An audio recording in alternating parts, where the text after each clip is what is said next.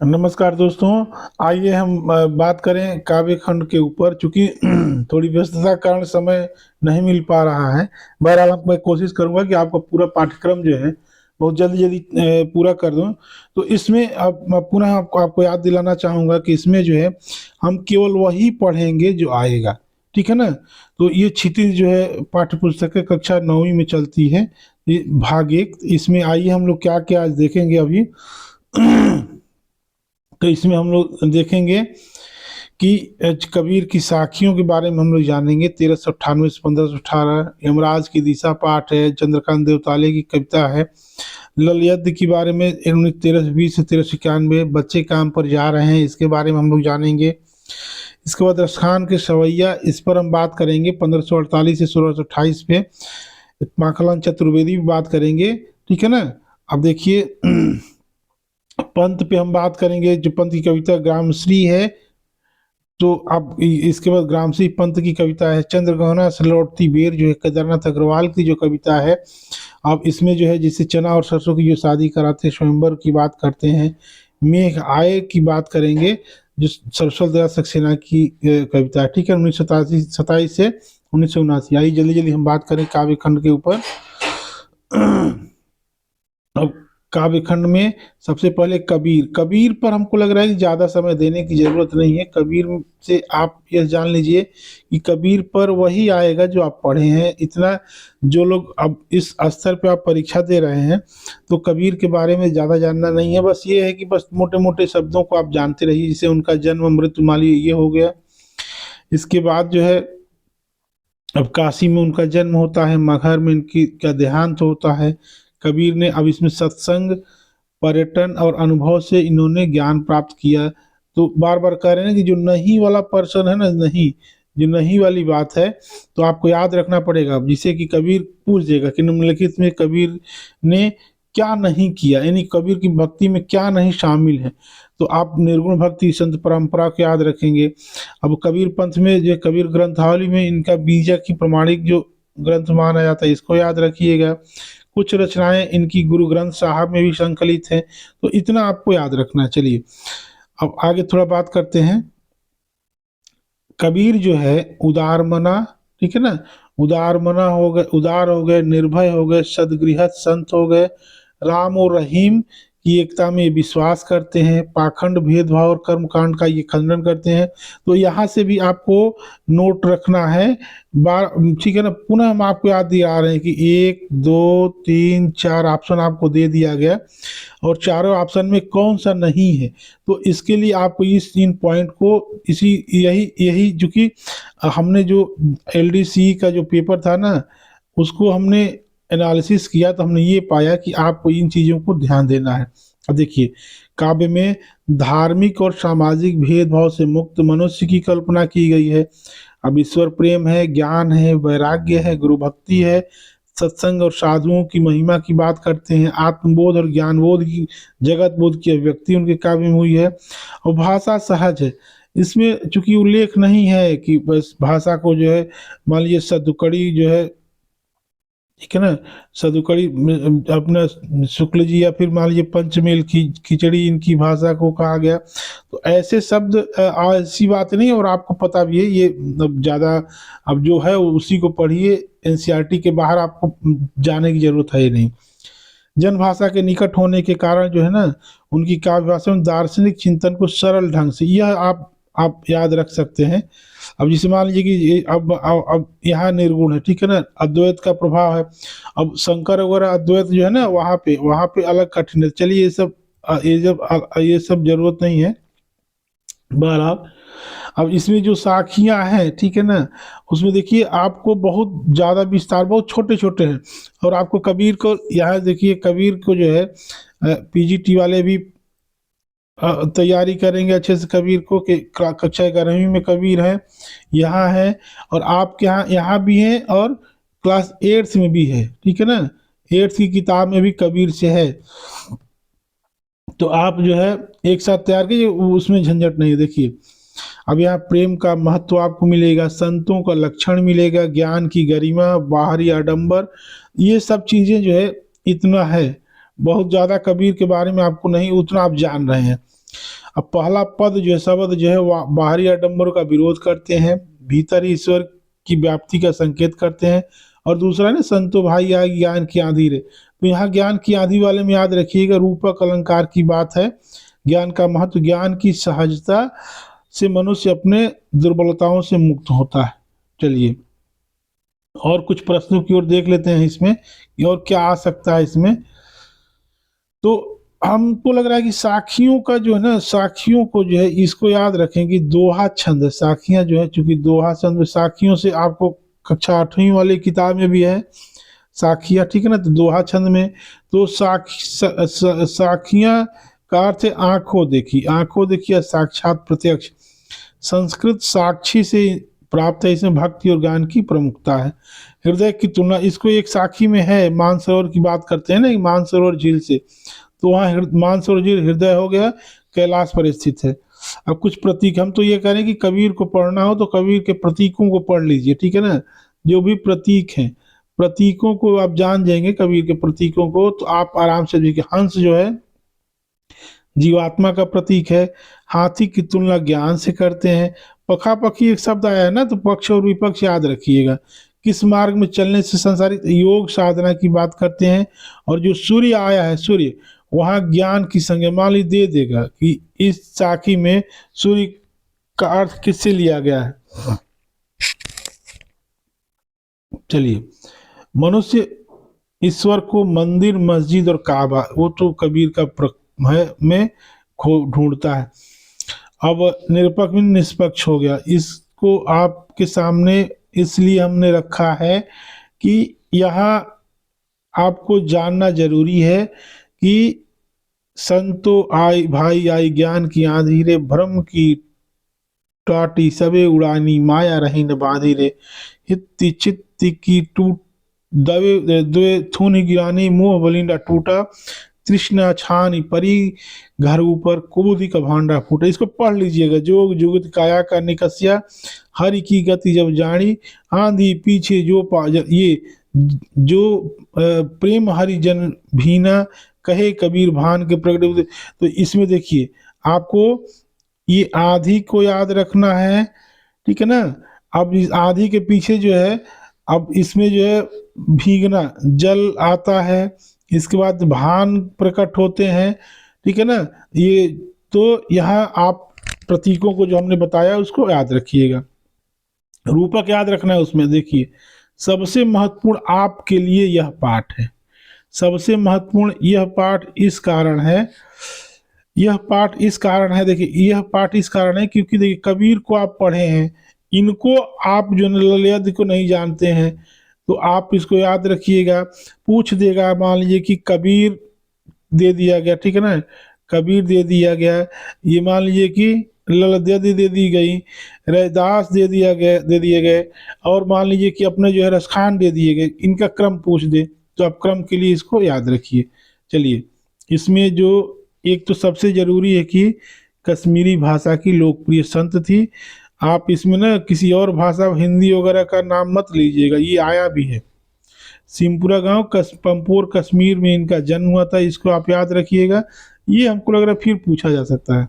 चलिए यहाँ से इनके कुछ नाम उसमें दिए गए हैं कि लल्लेश्वरी, लला, लल योगेश्वरी, लला रीफा, ये कुछ नाम है।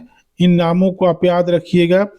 सबसे महत्वपूर्ण जो है, सबसे इम्पॉर्टेंट जो है ये है कि इनकी काव्य शैली को जो है वाक कहा जाता है।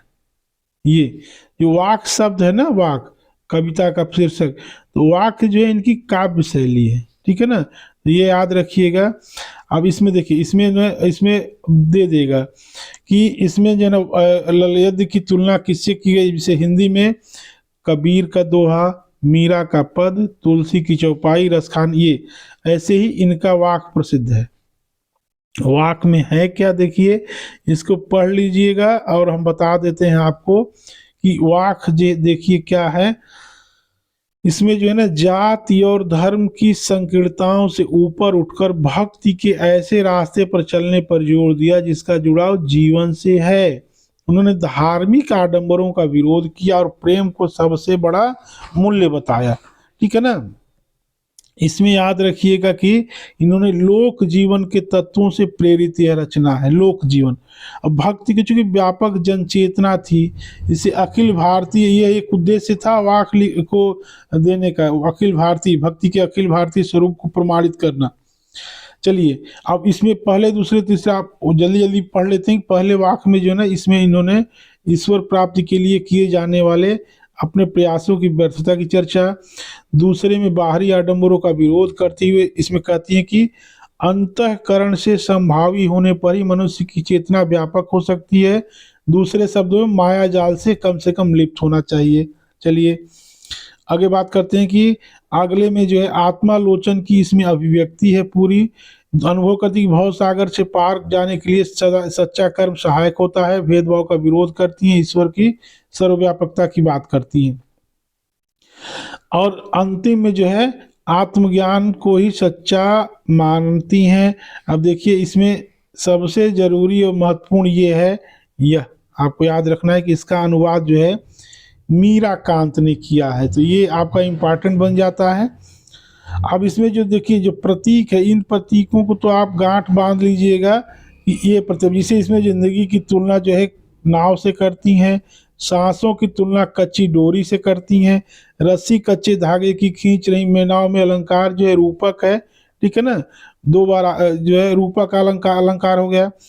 कच्चे सकोरे मनुष्य के नासवान शरीर को कहा गया है, कच्चा सकोरा। समखात सभी होगा संभावी, तो संभावी वाले में भोग और वैराग्य का संतुलन बताया गया है। ये सबसे जरूरी चीज है कि मध्यम मार्ग पे बल देती है। यहाँ हम जो है इनको कबीर से अलग इसलिए इम्पॉर्टेंट होता है कि ये उनसे अलग है, इसलिए आप मध्यम मार्ग जो है बौद्ध धर्म का प्रभाव मान सकते हैं, ये सब छोड़िए उतना नहीं। और सुषुम सेतु जो है सुषुम्ना नाड़ी तो है ही है। अब देखिए यहाँ माझी जो है ना, माझी को दूं मैं क्या उतराई, तो माझी जो है परमात्मा है। कवित्री ने परमात्मा के लिए किस शब्द का प्रयोग किया, शिव का। ये सबसे जरूरी चीज है, जान लीजिए। आप मान के चलिए कि शिव जो है जरूरी है, क्योंकि ये जो है ना शैव धर्म की बात करती हैं, यहाँ अलग हो जाता है। और शिव और साहिब जो है ईश्वर की लिए, ईश्वर साहिब की बात जो है यानी उनके लिए संबोधन ईश्वर के लिए शिव और साहिब है। चलिए, अब हिंदू और मुसलमान दोनों को शिव की कहते नहीं कि आप लोग शिव की आराधना कीजिए, तो यह आप याद रखिएगा। अब इसमें कुछ लाइनें हम चूंकि आया है उसमें से, तो देखिए, खा खा कर कुछ पाएगा नहीं, न खाकर बनेगा अहंकारी, उन्हीं की लाइन है। आई सीधी राह से गई न सीधी राह, सुसुम सेतु पर खड़ी थी बीत गया दिना।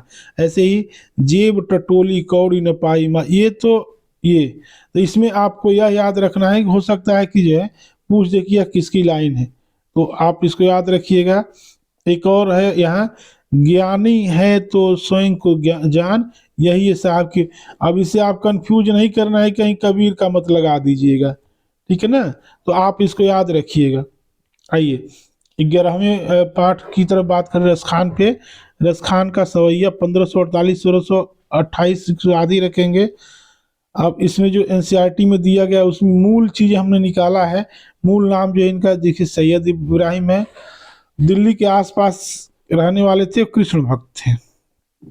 यह जरूरी है कि जानना कि ये गोस्वामी विट्ठल नाथ से दीक्षा लेते हैं और ब्रजभूमि में जाकर बस जाते हैं।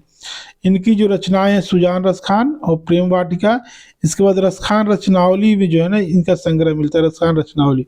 बहुत जल्दी जल्दी आपको हम रख रहे हैं, तो एक तरह से आपका जो है ये दो चीज होगी, एक तरह से आपका रिवीजन भी होगा, दूसरा जो आप इसको बार बार पढ़ सकते हैं। हाँ ये है कि अगर आपको कुछ कमी दिखे या ना दिखे तो आप कमेंट जरूर कीजिए, लाइक भी कर सकते हैं, आपकी मर्जी है।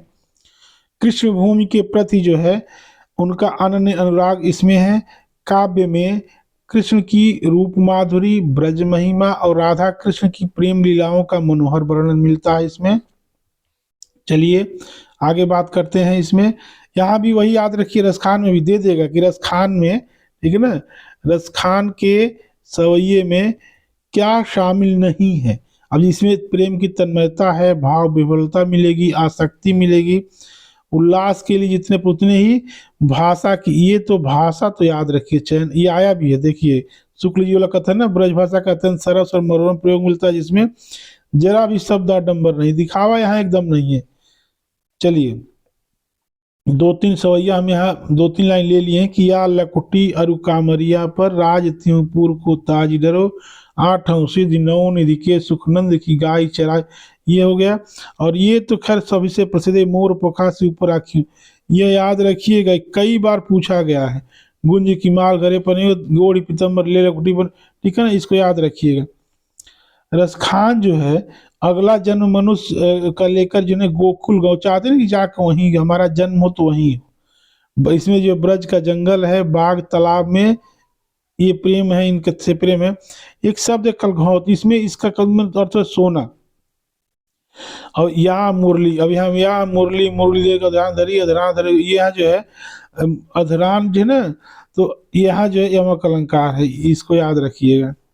आइए बात करते हैं पाठ 12 कैदी और कोकिला, माखनलाल चतुर्वेदी है, इसको याद कर लीजिएगा, 1889 से 1968। देखिए इसमें क्या क्या आपको जानना है। देखिए ये तो बहुत मालिक, फिर भी चलिए, होशंगाबाद एमपी में इनका जन्म बाबई गांव हो गया, यह जरूरी है जानना आपको। जयप्रभा, करमवीर और प्रताप, ये इन पत्रिकाओं का संपादन बार बार कर, देखिए उसमें पूछा था कि हरिशंकर प्रसाई ने किस पत्रिका का संपादन किया, तो वसुधा का। तो इसने पूछे किसका संपादन नहीं किया, माखन, तो ये आप याद रखिएगा। देशभक्त कवि और प्रखर पत्रकार थे। अब इनकी रचनाएं आप इसको याद रखिएगा, हिमकृतनी ही साहित्य देवता, हिम तरंगिणी वेणु गूंजे धरा, हिम तरंगिणी पे इनको साहित्य अकादमी मिलता है, पद्म भूषण मिले, राष्ट्रीय भावना की, तो इसको आप एक बार देख लीजिएगा।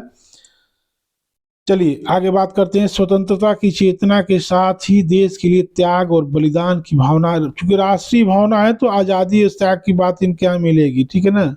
देखिए इसलिए इन्हें एक भारत, यह याद रखेंगे, आया भी है क्वेश्चन, एक भारतीय आत्मा किसे कहा गया, इनको इनको कहा गया माखनलाल चतुर्वेदी को। इनका उपनाम भी था, इसी उपनाम से कविताएं भी लिखी है इन्होंने। कवि कार्यकर्ता भी थे, जेल भी गए। भक्ति प्रेम और संबंधी कविता, ठीक है, भक्ति प्रेम और प्रकृति, देखिए ये चार, ये हो गया, और एक राष्ट्रीय, ये चार तरह की कविताएं यहाँ मिलती है। तो इसमें मान ली पूछ देगा कि कौन सी नहीं है, तो आप इसको याद रखिएगा। चलिए एक चीज और आपको जरूरी है जानना कि इन्होंने शिल्प की तुलना भाव को अधिक महत्व दिया, ठीक है ना, ये भाव को जो है अधिक महत्व देते हैं, शिल्प कम है।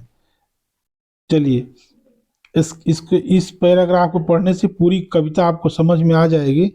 होता है कि ब्रिटिश उपनिवेशवाद के शोषण तंत्र का बहुत बारीक विश्लेषण करते हैं यहाँ पे। कैदी और कोकिला बहुत ही लोकप्रिय रही यह कविता। भारतीय स्वाधीनता सेनानियों के साथ जेल में जो दुर्व्यवहार और यातनाएं दी गई है ना, उसी का साक्ष्य यहाँ प्रस्तुत की गई है। कवि जेल में बहुत उदास है, एकाकी जीवन व्यतीत करता है। कोयल को ना अपने मन का दुख, असंतोष और ब्रितानी शासन के प्रति अपने आक्रोश को व्यक्त करता है। कहता है कि मधुर गीत गाने का नहीं है यह समय, मुक्ति के गीत गाइए आप। कवि को लगता है कि कोयल भी पूरे देश को एक कारागार के रूप में देखती है और इसलिए आधी रात में वो गाती है। तो आप इसको, इसके माध्यम से आप कैदी और कोकिला कविता के भावार्थ को समझ सकते हैं। देखिए अब यह तो हो ही गया क्लियर कि एक जेल यात्रा के दौरान जो है ये लिखा था इन्होंने, कैदी और कोकिला को। कोयल इसमें ना, कोयल को सखी मानते हैं, दोस्त मानते हैं। कवि ने जो है लोहे की जंजीर नामक गहना पहन रखा है, जेल में बहुत अधिक निराश और हताश हैं। क्योंकि हम क्वेश्चन आंसर टाइप का भी ले लिए हैं कि आपको जो है सहूलियत होगी। देखिए जेल का वातावरण कवि के लिए देश प्रेम की भावना से भरा है। अब इसमें जो मृदुल वैभव की रखवाली, सी, यहाँ सी आ गया है, तो सी आ गया है तो उपमा अलंकार हो गया। काली तू रजनी भी काली, पंक्ति में यमक काली दो बार आया है, ठीक है ना, अर्थ अलग अलग है।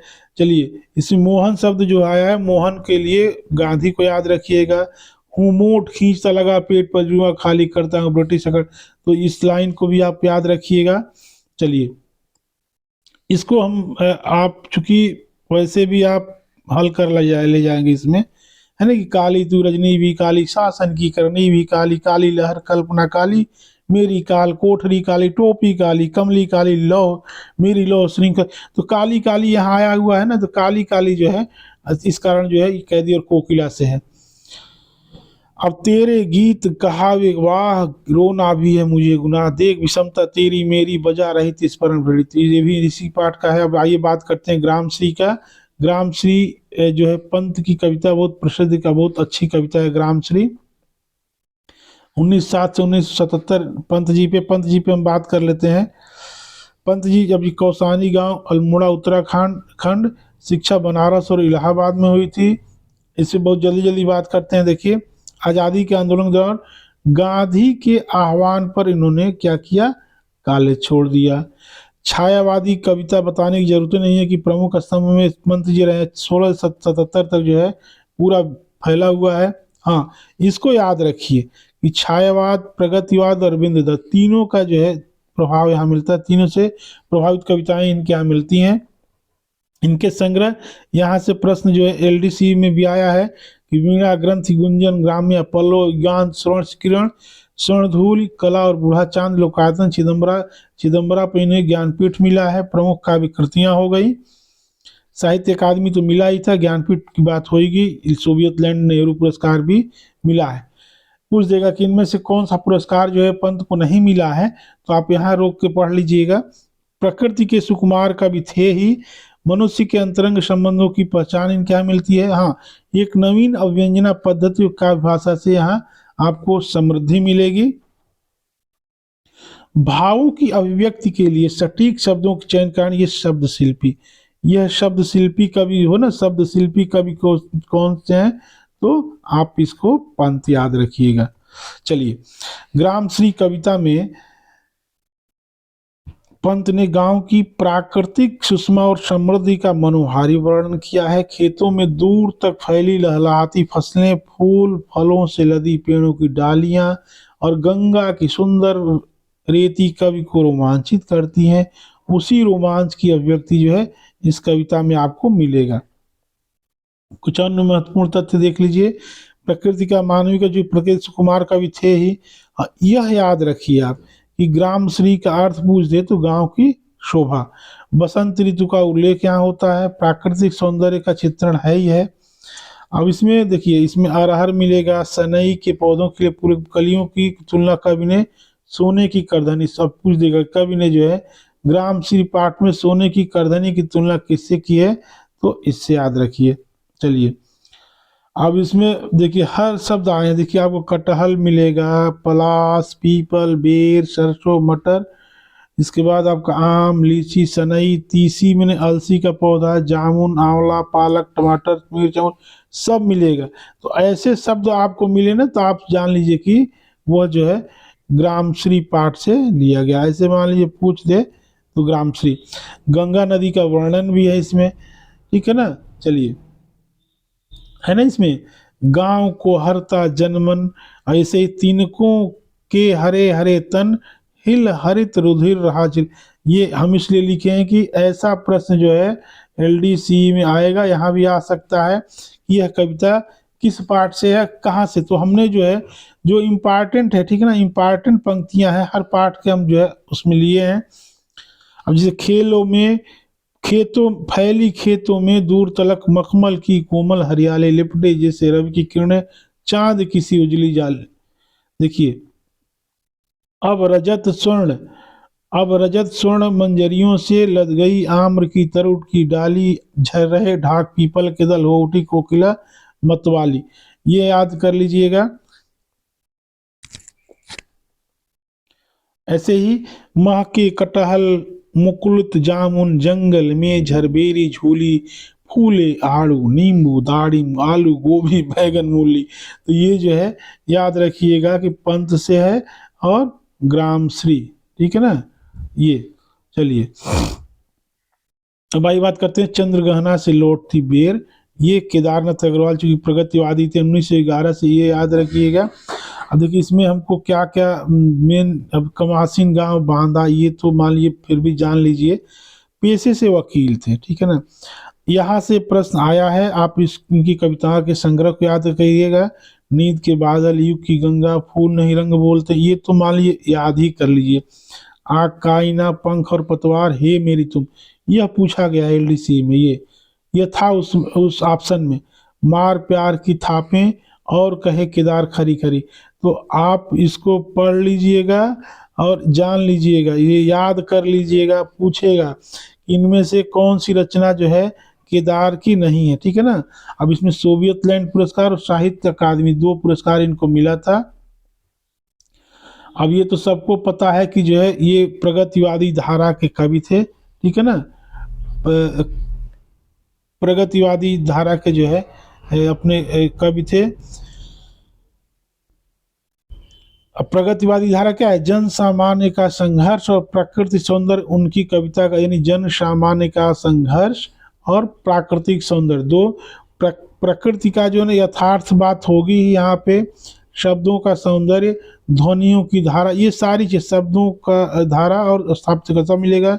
कहीं कहीं संगीतात्मकता भी मिलेगी। बुंदेलखंड समाज का पूछ देगा कि केदारनाथ अग्रवाल ने किन समाजों के दैनंदिन जीवन का खुले उमंग के साथ काव्य में अभिव्यक्ति दी है, ठीक है ना। तो बुंदेलखंडी समाज भी याद रखिएगा। लोक भाषा के निकट और ग्रामीण जीवन में जुड़े बिंबों की आत्मीयता इनके यहाँ मिलती है। चलिए, बस बड़े धैर्य के साथ विश्वास कीजिए कि धैर्य पूर्वक जो है, ठीक है ना, धैर्य बना के पूरा वीडियो सुनिए। जितना हम बना पा रहे हैं आप धैर्य बना के पूरा सुनिए।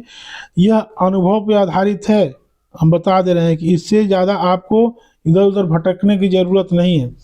अब देखिए इसमें क्या है, देखिए इसमें देखिए होता क्या है। जो चंद्रगहना से लौटती बेर जो है कविता, यह कविता जो है ना गांव बनाम शहर की बात की गई थी ना, गांव और शहर की बात। अब इसमें देखिए चना है, चना और सरसों, ये क्या करते हैं कि एक स्वयंवर की बात करते हैं और दोनों की शादी कराने लगते हैं, चना और सरसों की। वही कविता का मूल प्रतिपाद्य। देखिए कवि का प्रकृति के प्रति गहन अनुराग व्यक्त हुआ है। अब ये चंद्रगहना क्या है? चंद्रगहना एक गांव है जहाँ से वो लौट रहे हैं। अब एक किसान वहां से लौट रहा है, उसके मन जब आता है खेत खलिहान और उसका प्राकृतिक परिवेश जो है देखता है तो उसके प्रति आकर्षित होता है। इस कविता में उस सृजनात्मक कल्पना की ही अभिव्यक्ति की गई है जो साधारण चीजों में असाधारण सौंदर्य देखती है। उस सौंदर्य को शहरी विकास की तीव्र गति के बीच भी अपनी संवेदना में सुरक्षित रखना चाहती है। प्रकृति और संस्कृति के बीच एकता, तो गांव बनाम शहर की बात की गई इस कविता में। देखिए लौटते वक्त रास्ते में सुंदर हरे भरे खेत दिखाई दिए, उसमें सरसों, अलसी, चने के पौधे में सुंदर फूल खिले हुए थे, चारों तरफ हरियाली हरियाली दिखेगी उसको। तो वह प्राकृतिक दृश्य देखता है तो कल्पनाशील मन को ऐसा लग रहा है मानो प्रकृति ने कोई स्वयंवरी, प्रकृति को जो है यह स्वयंवर देख रहा है कि अरे ये तो स्वयंवर हुआ है, ऐसा लग रहा है वो। तो यही पूरी कविता का मूल प्रतिपाद्य है। चने का पौधा आप देखें ना, जो गुलाबी फूले हैं ना, तो लगता है गुलाबी पगड़ी पहने वो दूल्हा बन गया, और दुल्हन जो है सरसों है। और प्रकृति अपना आंचल जो है हवा से जो हिला रही है, दूल्हा दुल्हन को लग रहा है कि आशीर्वाद दे रही है। और ऐसे ही पास ही जो पतले बदन लचकती कमर वाली नवयुवती अलसी, तीसी है ना, मानो मेरे बालों पर लगे नीले फूल, तीसी के फूल नीले होते हैं। तो मैं उसको अपना, ये पूरे पूरे पाठ का जो है निचोड़ है यह पूरे पाठ का निचोड़ है, ठीक है ना। अब देखिए, अब इसमें भी जो है बसंत ऋतु या फागुन महीने का वर्णन है। चने के पौधे की लंबाई बीते या बालिश्ते भर 22.5 सेंटीमीटर दिया हुआ है इसमें। अब हरा, यह है ना, हरा ठिगना चना बांधे मुरोटा शीश पर, छोटे गुलाबी फूल का सजकर खड़ा। इस पंक्ति में विशेषता क्या है? चने के पौधे का मानवीकरण। शहर बनाम गांव की बात हमने कर दी। यह लाइन याद रखिए, इस विजन में दूर व्यापारिक नगर में प्रेम की प्रियभूमि उपजाऊ अधिक है। चलिए, अब यह जो है ये पूछा गया है कई बार, कई परीक्षाओं में पूछा गया है कि किसकी लाइन है। तो किसकी लाइन है?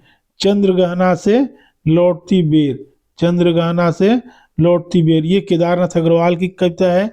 एक बीते के बराबर, यह हरा ठिगना चना बांधे मुरट शीश पर छोटे गुलाबी फूल के सर सज कर खड़ा, और सरसों की न पूछे हो गई सयानी, तभी शादी हो रही है उसकी। हाथ पीले कर लिए ब्याह मंडप में पधारी, देखता हूं मैं स्वयंवर हो रहा प्रकृति का अनुराग अंचल हिल। तो ये जो है याद रखिएगा, ये जो है चंद्र गहना से, ठीक है ना, चंद्र गहना से लौटती बेर, ये केदारनाथ अग्रवाल की कविता से है। चलिए अब आगे बात करते हैं सर्वेश्वर दयाल सक्सेना, मेघ आए। मेघ आए, ये इनकी जो सीमा है 1927 से 1979, बस्ती उत्तर प्रदेश के रहने वाले थे। बस इसमें वही लेंगे जो आएगा। देखिए, दीनमान के उप संपादक को आप याद रखिएगा, ठीक है ना, और बाल पत्रिका पराग के संपादक, दो चीज इसमें याद रखना है। इनकी किताबों पे आप एक नजर डाल लीजिए। काठ की घंटियां, बांस का फूल, एक सुनी नाव, ठीक है ना, इसको याद रखिएगा। गर्म हवाएं भी आपको याद, कुआनो नदी तो सबको याद होगा, नदी हो गया, जंगल का दर्द हो गया, खूंटियों पर टंगे लोग हो गए, ये इनकी रचनाएं हो गई। और नई कविता के प्रमुख कवि थे सर्वेश्वर दयाल सक्सेना। चलिए, यहाँ जो है उपन्यास, नाटक, कहानी, निबंध, प्रचुर मात्रा में बाल साहित्य। आप यहाँ देखिए कि क्या नहीं लिखा है, ये क्वेश्चन को याद रखिएगा। ये बहुत इंपॉर्टेंट है। ये दीनमान में ना इनके चर्चे और चरखे स्तंभ के लिए प्रसिद्ध थे। दीनमान जो उसमें, इसको आप याद रखिएगा, पूछ देगा कि जो है दीनमान में क्या छपता था इनका। चलिए, साहित्य अकादमी जो है 1983 में मिला था।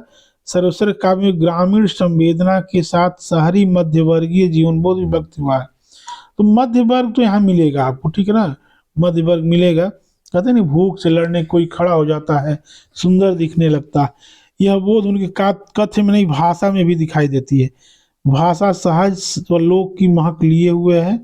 चलिए, संकलित कविता जो है ना, उसमें मेघों के आने की तुलना उन्होंने दामाद से अतिथि की है। जैसे ना दामाद आते हैं गाँव में, देखे होंगे कि गांव संस्कृति में आने पर जो है ना क्या उल्लास का वातावरण बनता है, वैसे ही इन्होंने कहा कि मेघों के आने के बाद जो है वर्णन इन्होंने किया। देखिए हमने कविता को रख, क्योंकि इस पूरी कविता को अगर पढ़ जाएंगे तो पूरा अर्थ जो है खुल जाएगा, तो इसीलिए हमने इस कविता को हूबहू यहाँ रख दिया कि इसको पढ़ने से ना पूरा अर्थ जो है आपका खुल जाएगा। देखिए, इसमें देखिए, एक बार पढ़ दे रहे हैं, आप सुन लीजिए।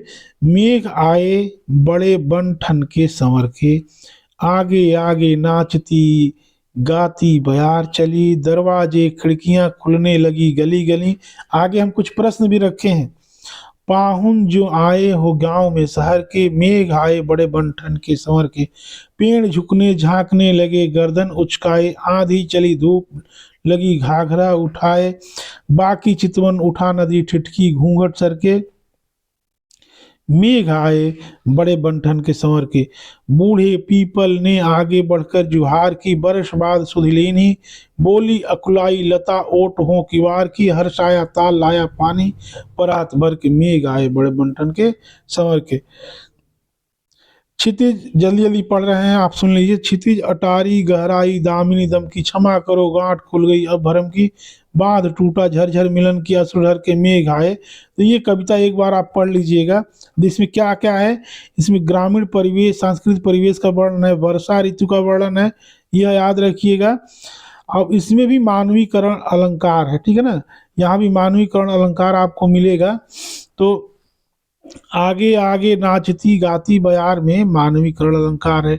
नदी को गांव की बहू, ये प्रतीक जो सर्वेश्वर क्या है ना, सर्वेश्वर को जो आप पढ़ेंगे तो सर्वेश्वर क्या प्रतीक यहाँ भी बहुत महत्वपूर्ण है, ठीक है ना, प्रतीक। तो देखिए कौन कौन, जैसे नदी जो है गांव की बहू, वैसे बूढ़े पीपल से ना लिपटी लता की बेल जो है घर की बेटी के रूप में। अब दामाद का जो पैर धोने वाला है ना, स्वागत करते हैं तालाब के रूप में। अब इनका एक लघु उपन्यास भी, पागल कुत्तों का मसीहा। अब देखिए इसमें धूल क्या है, गांव की किशोर युवती जो उड़ती हैं। ऐसे ही पेड़ जो है ना, गांव वाले जो पेड़ है ना आसपास, वो गांव वाले गांववासी। नदी गांव की बहू की बात कर ही दिए। लता जो है घर की बेटी, होई के बादल की प्रतीक्षा करती नायिका के रूप में। अब तालाब यहाँ है, रिश्तेदार और सेवक भी है, पाहुन जो आए हो गांव में शहर के, मेघ आए बन के शहर के। ये जो है मेघ आए पाठ से तो है इसमें। देखिए अब अगला दो पाठ जो है अब बचा है, तो चंद्रकांत देवतालय यमराज की दिशा। अब बस बड़े 5-7 मिनट और लगेगा। चंद्रकांत देवतालय जन्म, चूंकि अब साल भर का कोर्स जो है, जो भी हो, एक अब जो है 6 महीने भी नहीं, 1 महीने नहीं, 10 दिन में। खैर बहरहाल 1936 में देवताले का जन्म जो है जौल खेड़ा जिला बैतूल एमपी में होता है। इसमें बस याद रखिएगा कि ये साठोत्तरी हिंदी कविता के प्रमुख हस्ताक्षर थे। देवताले जी की प्रमुख, ये आपको याद रखना है, ठीक है ना, कि हड्डियों में छिपा ज्वर, दीवारों पर खून से ये लकड़बग्गा हंस रहा, भूखंड तप रहा, पत्थर की बेंच, इतनी पत्थर रोशनी उजाड़। यहाँ इसको याद रखिएगा। मक्खनलाल चतुर्वेदी और शिखर सम्मान मिला है इनको। कविताओं का अनुवाद जो है यहाँ लगभग भारत की सभी भाषाओं में मिलता है, ठीक है ना। अब देखिए देवताले की कविता के बारे में आप थोड़ा सा जान लीजिए कि गांव, कस्बों और निम्न मध्य वर्ग के जीवन में है, उसमें मानव जीवन अपनी विविधता और विडंबनाओं के साथ उपस्थित। कवि में जहाँ व्यवस्था की कुरूपता, देखिए ना, व्यवस्था की कुरूपता के खिलाफ गुस्सा है, वहीं मानवीय प्रेम भाव भी दिखाई देगा आपको, ठीक है ना। वो अपनी बात सीधे और मारक ढंग से कहता है। कविता की भाषा में अत्यंत पारदर्शी और संगीतात्मकता दिखेगी आपको। अब यहाँ संकलित जो कविता यमराज की दिशा, उसमें क्या है, होता ये ना कि इसमें जो ना कवि सभ्यता के विकास की खतरनाक दिशा की ओर इशारा करते हैं। कहते हैं ना कि जीवन विरोधी ताकतें जो है चारों तरफ फैलती जा रही हैं। जीवन के क्या दुख दर्द के बीच जीती माँ, जो माँ है ना, अपशकुन के रूप में भी जिस भय की चर्चा करती थी, अब वह सिर्फ दक्षिण दिशा में। आप देखेंगे ना, कहते हैं ना कि इसमें है ना कि सभी तरफ जो है विध्वंस है, हिंसा है, मृत्यु के चिन्हों। और अब जो की बात है, देखिए इसमें कवि ने क्या कहा है कि उनकी माँ ने बचपन में एक सीख क्या देती है कि मृत्यु के देवता जो है यमराज का घर जो दक्षिण दिशा में है, इसलिए कहते हैं ना कि दक्षिण में पैर करके नहीं सोना चाहिए।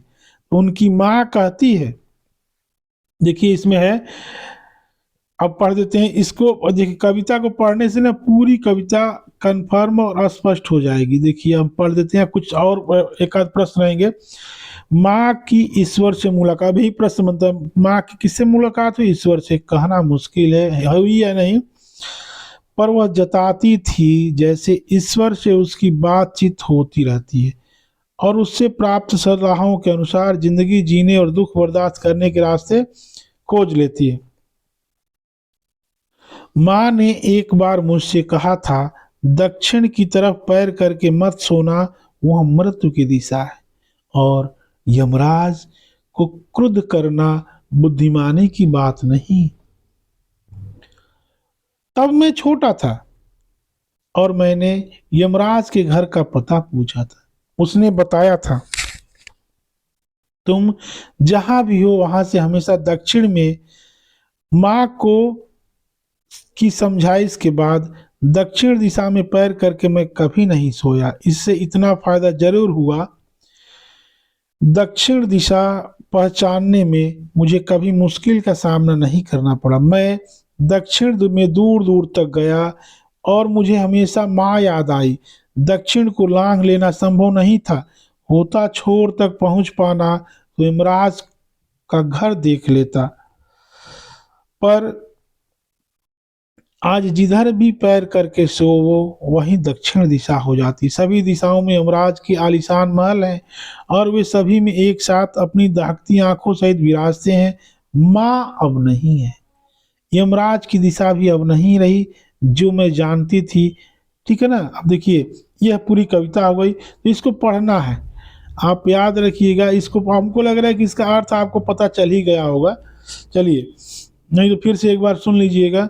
अब इसमें बहुत का माँ का सलाहकार कौन था? ईश्वर है। सभी दिशाओं में यमराज के आलीशान महल हैं और वे सभी एक साथ हैं अपनी दागती आंख, ये बस, इसमें और कुछ ज़्यादा नहीं है। चंद्रकांत देवताले। जब अंतिम पार्ट जो है बच्चे काम पर जा रहे हैं, इसको जरूर सुनिए। राजेश जोशी से भी क्वेश्चन आया है उसमें। ये बच्चे काम पर जा रहे हैं। राज्य जन्म इनका 1946 में। देखिए इनका मध्य प्रदेश के नरसिंह एमपी के रहने वाले थे। पत्रकारिता इनका पेशा है, ठीक है ना। ये यहाँ भी कहानी, नाटक, लेख, नाट्य रूपांतर, टिप्पणी, और ये सबसे बड़ी बात है कि लघु फिल्मों के लिए पटकथा लेखन भी किया है। अब देखिए इनकी रचनाओं के बारे में बात करते हैं। भरतमुनि की रचनाओं की अनुरचना भूमि की कल्पतरु, यह भी, ठीक है ना, कल्पतरु यह भी, ये मायोवस्की की कविता का अनुवाद, ये अनुवाद करते हैं पतलून पहिना बादल नाम से, ठीक है ना। ये पतलून पहिना बादल नाम से इसका अनुवाद करते हैं। कई भारतीय भाषाओं का अंग्रेजी, रूसी और जर्मन में भी अनुवाद है। यानी अनुवाद की बात आए तो राजेश जोशी को आप याद रखिएगा। अब इनके प्रमुख काव्य संग्रहों पे देखिए, यहाँ से आप पढ़ लीजिए कि एक दिन बोलेगे पेड़, मिट्टी का चेहरा, नेपथ्य में हंसी, इसको तो याद ही रखिएगा, दो पंक्तियों के बीच, ये भी आया है। तो ये 4 काव्य संग्रह आपको याद रखना है, ज़्यादा नहीं। अब माखनलाल चतुर्वेदी पुरस्कार, शिखर सम्मेलन, साहित्य अकादमी इनको मिला है।